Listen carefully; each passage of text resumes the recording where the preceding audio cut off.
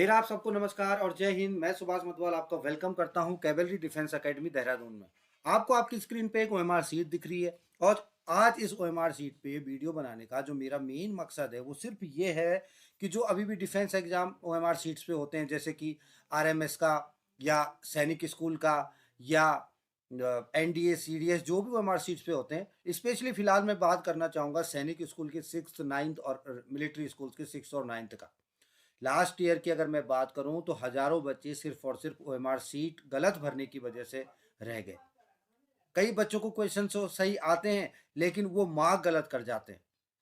तो इसलिए OMR sheet को सही से भरने की प्रैक्टिस बच्चे को एग्जाम से पहले करवानी है। अगर किसी डिफेंस एकेडमी में या किसी भी इंस्टीट्यूट में बच्चा ज्वाइन है तो मुझे उम्मीद है कि वहां पर वो ओएमआर सीट में एग्जाम की प्रैक्टिस कर रहा होगा।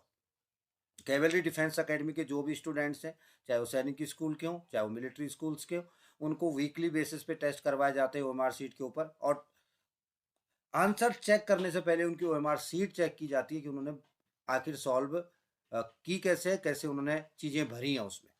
तो आप लोगों को सबको दिख रहा होगा कि मैंने यहाँ पर एक ओएमआर सीट निकाली है। मैं फटाफट बहुत इंपॉर्टेंट चीज़ें आपको बताने वाला हूँ, क्योंकि पिछले साल कम से कम सैनिक स्कूल में 4 से 5 हज़ार बच्चों का रिजल्ट इसकी वजह से पेंडिंग हो गया था। इसके बाद पेंडिंग क्या बोलूँगा, मतलब फेल ही हो गए हैं बच्चे, अगर फॉर्म ही गलत हो गया है। तो मैं बताना चाहता हूँ कि सबसे पहले आपको यहाँ पे नाम वाला अगर कॉलम दिख रहा है, आपके सामने नाम वाला कॉलम है, तो जैसे कि मेरा बच्चे का जो वार्ड है वो भर रहा है, अगर मानो उसका नाम अशोक कुमार है, अभी मैं डिजिटल पेन से लिख रहा हूँ तो शायद इतना एक्यूरेसी नहीं आ रही होगी, लेकिन आपे वहाँ पे बिल्कुल एक्यूरेसी दिखानी है। अगर बच्चे का नाम अशोक कुमार है तो आपने ऐसे नाम भरने के बाद अशोक के और कुमार के बीच में एक बॉक्स का गैप करना है। ये आप लोगों को पता है कि जो सीट्स होती है जो कंप्यूटर वाली, उसमें हम एक गैप करते हैं, ये कोई बड़ी चीज़ नहीं है बताने वाली। लेकिन वहीं पर एक ये ओएमआर सीट वो नहीं है माना, लेकिन अगर वहाँ पे फादर्स नेम भी होगा तो बच्चे क्या करते हैं कि माना कि अशोक कुमार के पापा का नाम था श्री कुमार शर्मा, तो लेकिन घर में उनको श्री शर्मा बोलते थे, तो भाई उसने वहां पे जाके श्री शर्मा लिख दिया।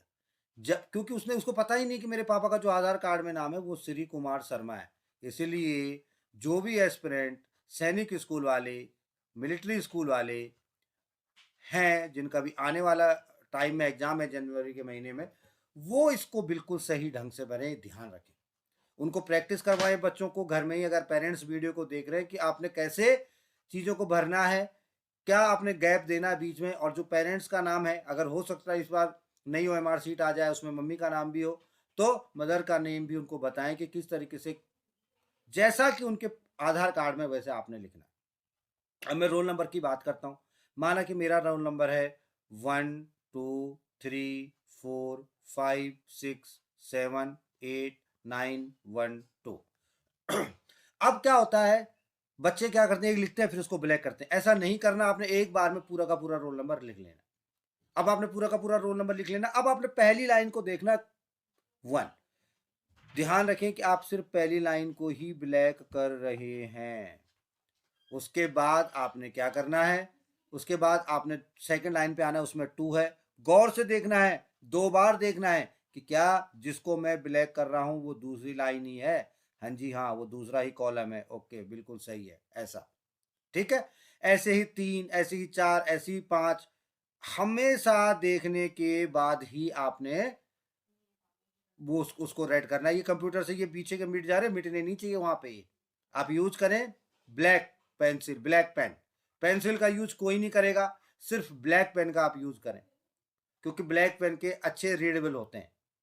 एग्जाम सेंटर है, ये जो भी अगर मैं बॉक्स भर रहा हूं उस बॉक्स को हमने पहले इस बॉक्स को भर लेना। माना कि एग्जाम सेंटर 2149 था, तो एक बार मैं एग्जाम सेंटर का बॉक्स भर दूं, वो वहां पे जो भी इन्विजिलेटर होगा वो बता देगा कौन सा एग्जाम सेंटर है। या जो आपका एडमिट कार्ड होता है उसमें भी एग्जाम सेंटर होता है। उसके बाद आप इसको ब्लैक कर देंगे, जो भी माने 2 है तो आप इसको 2 को ब्लैक कर देंगे, फिर आपको 1 देखा आप उसको ब्लैक करते रहेंगे। फिर आपने क्वेश्चन बुकलेट नंबर देखी, क्वेश्चन बुकलेट नंबर 100% आपकी करेक्ट होनी चाहिए, क्योंकि उसी के बेस पे आपका आंसर शीट चेक हो रही है। अभी क्वेश्चन बुकलेट क्योंकि अलग अलग होती है, ए बी सी डी अलग अलग होती है, तो आपने सी वाली करी है तो उसका अलग नंबर होगा। माना उसका नंबर था 1 2 5 4 1 3 2, तो आपने कोशिश करनी है कि बिल्कुल सेंटर में इनको लिखना है और जो ब्लैक आप गोला करते हैं, मैं अभी भी अपने स्टूडेंट्स को बार बार कैवेलरी डिफेंस एकेडमी के स्टूडेंट्स को बताता हूँ कि जो आप गोला ब्लैक कर रहे हैं उसको 100% पूरा ब्लैक करें, बाहर भी ना आने दें, अंदर भी नहीं, उसको पूरा ब्लैक करें। इस तरीके से आप ओएमआर शीट को भरें। अब मेन मुद्दा आ जाता है क्वेश्चंस का। अब क्या करते हैं बच्चे, कई बच्चे मैंने देखे हैं कि वो पहले पूरा का पूरा उस बुकलेट में करते हैं, उसमें टिक करते रहते हैं, टिक करते रहते हैं, लास्ट में फिर एक तरफ से बुकलेट उठाते हैं और फिर गोले काले करने शुरू कर देते हैं। कई बार क्या, एक बार पिछले लास्ट टाइम एक स्टूडेंट ऐसा था अकेडमी में कि जिसने उसने बुकलेट से 125 में से 107 क्वेश्चन सही कर रखे थे, लेकिन यहाँ पे एक भी नहीं था ब्लैक, ये काला करने का उसके पास टाइम ही नहीं था, जब तक तो टाइम खत्म हो गया। इसलिए बच्चों को बताना कि आपने जैसे ही पहले क्वेश्चन किया उसका आंसर निकाला तो आपने देखना है पहले का बी है, तो आपने गौर से एक बार बुकलेट में देखना है पहले का बी, एक बार ओएमआर शीट में देखना है पहले का बी, फिर आपने ब्लैक करना है इसको। उससे पहले आपने ध्यान देना है कि कहीं मैं किसी दूसरे को तो ब्लैक नहीं कर रहा हूँ, मैं उसी को कर रहा हूँ ना जो मुझे करना चाहिए। इंश्योर करने के बाद ही उसको काला किया जाएगा, पहली बात। दूसरी इंपॉर्टेंट बात कि बच्चे जनरल स्टडी से अगर पेपर शुरू है या इंग्लिश से पेपर शुरू है तो उसी से शुरू कर देते हैं और उसमें इतना फंस जाते हैं कि मैथ्स के लिए, क्योंकि पूरा का पूरा वेटेज सैनिक स्कूल में मैथ्स का होता है, आधी तो मैथ्स ही होती है, लेकिन बच्चे शुरू से करने लग जाते हैं, मैथ्स के लिए टाइम नहीं बचा। तो बच्चों को चाहिए कि सीधा वो बुकलेट खोले वहां पर जहां पर मैथ्स के क्वेश्चन शुरू है। जैसे कि 6th क्लास अगर सैनिक स्कूल का दे रहा है तो सीधा 51 से मैथ शुरू होगी, सीधा 51 पे आ जाए, पूरा का पूरा टाइम अपना मैथ्स को दे आराम से 100, फिर 125 तक इंटेलिजेंस के क्वेश्चन को खत्म करे, फिर अपनी इंग्लिश और उसमें बहुत टाइम बचेगा, बड़े अच्छे से होगा। बस ध्यान रखें कि जब आप ब्लैक गोला कर रहे, मैं फिर बता रहा हूं, जैसे आपने देखा कि मैं 54 का सी है, आप 54 पे आए, आपने एक बार फिर बुकलेट में देखना कि हाँ 54 का सी ही है, हाँ यस है, तो क्या मैं 54 का ही गोला कर रहा हूँ, हाँ जी सही है, ओके जी। क्योंकि आप बीच में कोई क्वेश्चन स्किप करते हैं तो स्किप माने कि आपने 57 स्किप कर दिया, आपको नहीं आया, आप सीधा 58 पे आए, लेकिन जब आप काला करने के लिए गोला आएंगे तो क्योंकि आपने पहले 56 का गोला काला किया था तो आपको लगेगा कि अब मेरा नेक्स्ट जो है ये वाला होने वाला है, तो आपका सीरियल नंबर बिगड़ गया, यानी 58 का आंसर की जगह आपने 57 का आंसर दे दिया। तो इसीलिए आपको इंश्योर करना है। और मैथ्स में आपने स्किपिंग मेथड का यूज करना है। स्किपिंग मेथड का मतलब ये होता है कि पहला क्वेश्चन नहीं आया दूसरे पे चले गए, दूसरा नहीं आया तीसरे पे चले गए, कोई ना कोई क्वेश्चन ऐसे जरूर होगा जो आएगा। उसके बाद जब आने लग जाएंगे आपको, तो जब आप दोबारा वापस आएंगे पहले क्वेश्चन पे मैथ्स के, तो आपको वो भी आने लगेगा। एक बार मैथ्स में दिमाग चलने लग जाता है तो फिर चलने लग जाता है। तो इसको स्किपिंग मेथड बोलते हैं। आप स्किप करते चलिए, लेकिन मैथ्स को भरपूर टाइम दीजिए। कैलकुलेशन के लिए पूरा टाइम उसी का है और पूरा वेटेज भी उसी का है। 50% सैनिक स्कूल में मैथ्स का ही वेटेज है, तो मैथ्स पे ज़्यादा जोर देना। हर सब्जेक्ट इंपॉर्टेंट है, लेकिन मैथ्स को हमने ज़्यादा टाइम देना है, उसकी प्रैक्टिस भी ज़्यादा करनी है। तो ध्यान रखें, अगर आपको अभी भी कोई समस्या तो आप मुझे कॉल कर सकते हैं, नीचे जो नंबर दिए गए हैं सीधे वहाँ पर मैं आपको बताऊंगा कि आपने और कौन सी जो वहाँ पे गलतियाँ वो नहीं करनी है और कैसे आप जल्दी से जल्दी आंसर को निकाल सकते हैं।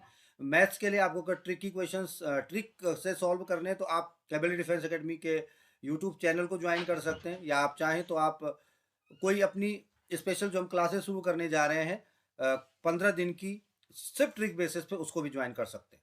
मिलते हैं नेक्स्ट वीडियो में। थैंक यू, जय हिंद।